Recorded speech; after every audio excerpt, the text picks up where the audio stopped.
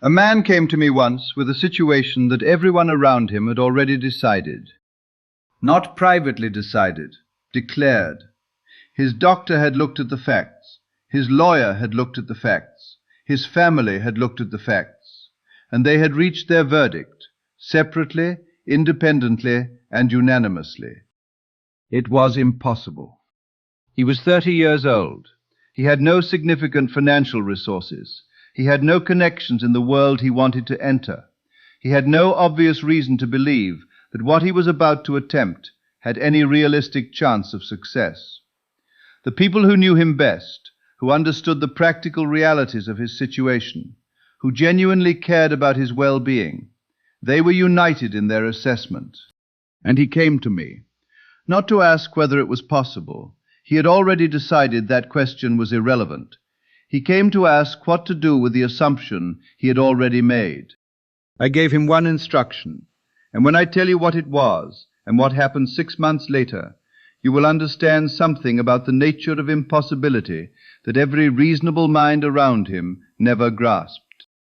The man was a lawyer, 30 years old, no significant wealth, no connections to the institution he had set his attention on. The institution was the Berkeley Savings and Loan Company, a multi-million-dollar establishment with which he had no relationship whatsoever. Not a client, not an employee, not an acquaintance of anyone inside it. Nothing. What he wanted was control of it. Not ownership necessarily, not a position within it. Control, the effective authority over its operations, which was, by any reasonable accounting of his circumstances, as far from his current reality as anything I had ever been asked to help someone assume. The people around him did not know what he was attempting. If they had, they would have added one more voice to the verdict already in place. I told him, do not visualize the meetings. Do not plan the strategy. Do not construct the pathway. Those are the activities of someone trying to force an outcome. And the moment you begin forcing, you have announced to the subconscious that the outcome is not yet yours. You have confirmed the gap rather than closed it. Forcing is the activity of someone on the outside looking in. I was asking him to be on the inside looking out. Assume instead that you are already the man who controls the Berkeley Savings and Loan Company. Not that you will be, not that you are working toward it, that you are, right now, in this moment, in the inner state you inhabit when no one else is watching, the man for whom that is simply, quietly, already true. He went away and did exactly that. Not hours of elaborate visualization, not the formal daily practice, simply the quiet, persistent, internal assumption of an identity, the man who controls that institution, held without wavering, without explaining to himself how it would happen, without monitoring the outer world for signs that it was working. 6 months later, through a series of events he could not have predicted, through conversations he had not initiated, through circumstances that assembled themselves through channels entirely outside his control, he was in effective control of the Berkeley Savings and Loan Company. I know the question forming. What specifically happened? What were the events that connected where he was to where he arrived? I am not going to tell you, and that is precisely the point. He could not have told you either. The bridge formed through channels neither of us could have predicted or mapped in advance. That is not a failure of the account. That is the signature of the law working correctly. Now, before I tell you why that happened, I need to address something, because the reasonable mind, the mind that just heard that story and immediately began looking for the catch, is about to draw a conclusion that will use this story as evidence against itself rather than for it. And if you draw that conclusion, the story does the opposite of what I intend it to do. The reasonable mind will say, that was luck, that was circumstance, that was a specific man in a specific situation that cannot be replicated.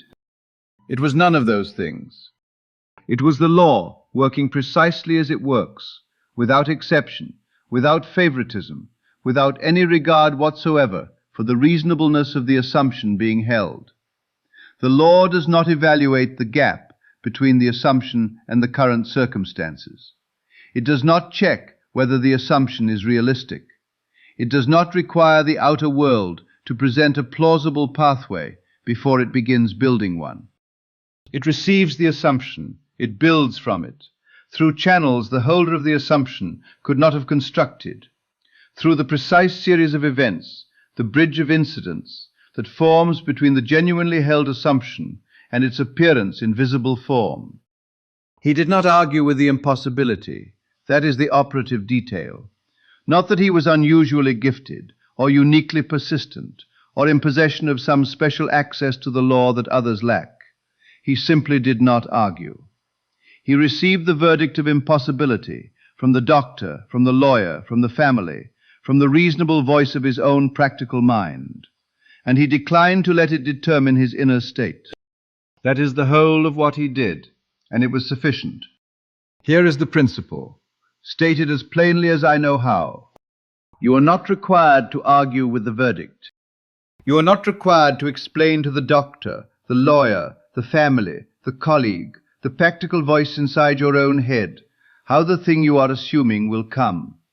You are not required to make the impossible look possible before you are permitted to assume it.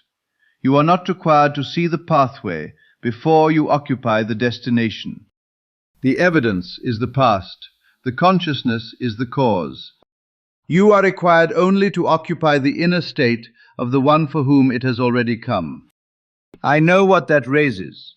How do you occupy that state when every piece of evidence contradicts it, when the outer world is loud and specific and present, and the assumption feels fragile by comparison? Here is the distinction that answers that. A fantasy is held from outside the state. You are imagining the desire from the position of someone who does not have it, watching it from a distance, hoping it will come. A genuine assumption is inhabited from within it. You are the person for whom it is simply already true, thinking from that identity rather than about it. The man did not fantasize about controlling the institution.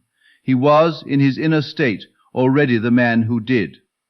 The difference is not in the content of the imagining, it is in the position from which it is held. The bridge of incidents does not require your planning.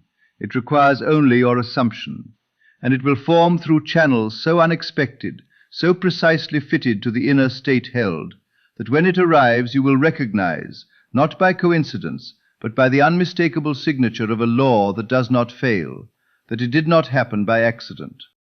The impossible becomes inevitable the moment the inner state of the one who already has it is inhabited completely.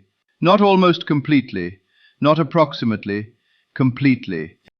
So when they tell you it is impossible, and they will, because they are reading the current circumstances and drawing the only conclusion those circumstances support, do not argue. You cannot win that argument on their terms. The circumstances are what they are. The gap is real. The reasonable assessment is reasonable. There is nothing to say to the verdict that will improve your position in the conversation. You do not need to win the argument. You need only to decline to be governed by its conclusion. Inhabit the state in which it has already happened, quietly, without explanation, without requiring the outer world to agree before you proceed, without performing conviction for an audience that cannot see what you are actually doing. The man who controlled the Berkeley savings and loan did not wait for the outer world's permission. He had already occupied the state of the one who had it, and the outer world, which has no mechanism for remaining inconsistent with the inner state that is observing it, simply caught up. It took 6 months. It took nothing else. They told him it was impossible. He did not argue, and the impossible became his Tuesday.